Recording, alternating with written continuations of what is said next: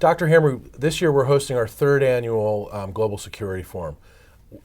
Tell us about the Global Security Forum, why we started it, and how it's developed over the last couple of years.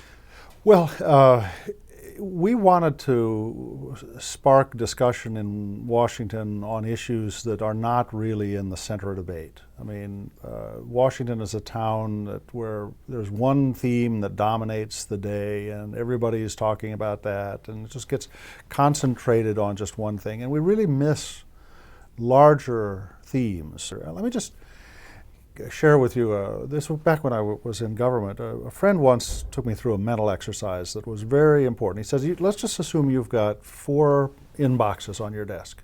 One is urgent and important. One is urgent but not important.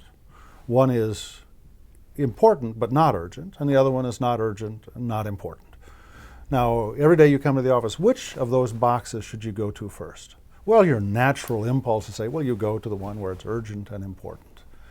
And he said, no, if you do that, you make a mistake, he said, because then you never have time to think and prepare or shape the environment. You always should go to the box that's important but not urgent, because then you have time to work on it. That's the concept for the Global Security Forum. So we're very grateful. FinMechanica has, this is the 3rd year now, has chosen to underwrite this huge conference, and it's been very successful. And I'm looking forward to, first of all, I'm looking forward to it. I think it's going to be quite an interesting day, and I think it's going to make quite a good contribution too. As you mentioned, we've gotten an overwhelming response on, Yes. on RSVPs, and we're looking forward to another great year with a packed audience. Some of the panels that we're putting together are, they're all first class. Some of them are just, jump out at you. But then there's others that don't jump out, and they're just as interesting. Do you want to go through a few Well, of them? let me mention a couple of them. We've got people will come to this just because of the participants, and it's Brent Scowcroft and Zbig Brzezinski are going to. But the topic is something that's completely novel, and that is this new triangular relationship that's emerging between Iran, Russia, and Turkey. Now, what makes it interesting is that these 3, in their competition with each other, are also posturing against the rest of the world. So we have a dynamic that's evolving, shaping this region. It's one of the most interesting places right now, I think, on the globe, and yet it's not really well understood. That's an example of one of the things we're trying to bring to the debate. A second topic is the South China Sea. What is it that's making the South China Sea kind of the center point of risk over the next 2 years? I personally think there's a significant chance of something serious happening in the South China Sea as these states compete with each other to position their ownership and their legal rights over islands that are in dispute. Multiple countries claim them.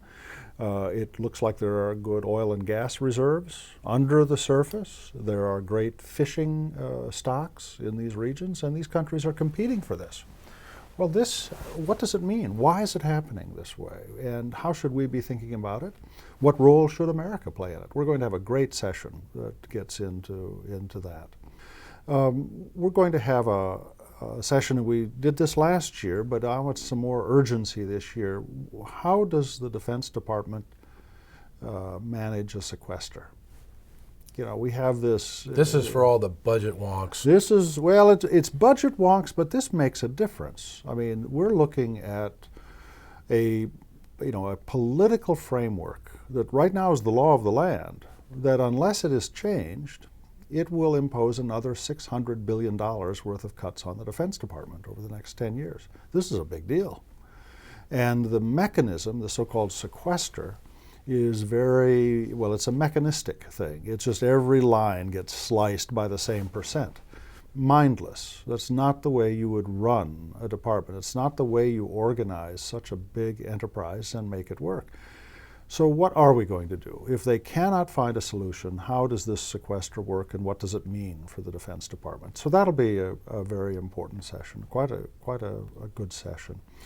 We're going to have a session that looks at the radicalization of European society. You know, we're now 3 years into recession. We are seeing the rise of anti-immigrant parties. We are seeing, it's too strong to say that we're seeing, you know, fascist sentiments coming back, but there are very strong and bitter voices now in Europe. And how will that be managed over the next 10 years? You know, the whole European community construction was designed to set aside forever, you know, the terrible tensions that tore Europe apart for 300 years. Are we looking at that coming back? Is there something that we can do? You know, what are the options there? We've got another session, which I think is going to be really fascinating, which is, you know, there are a lot of conferences in Washington about cybersecurity, but most of them are about how do we protect ourselves against a cyber attack and, you know, this sort of thing.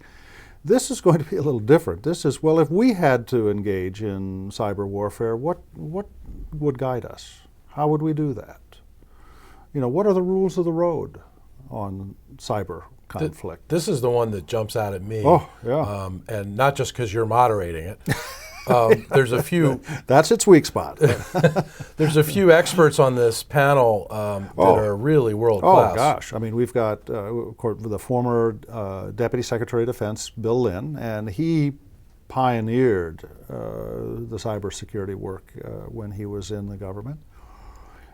His counterpart, the Vice Chairman of the Joint Chiefs, General Jim Cartwright, and Jim is as strong both a practitioner and a theoretician as anyone I know on cyber issues. And then our own Jim Lewis.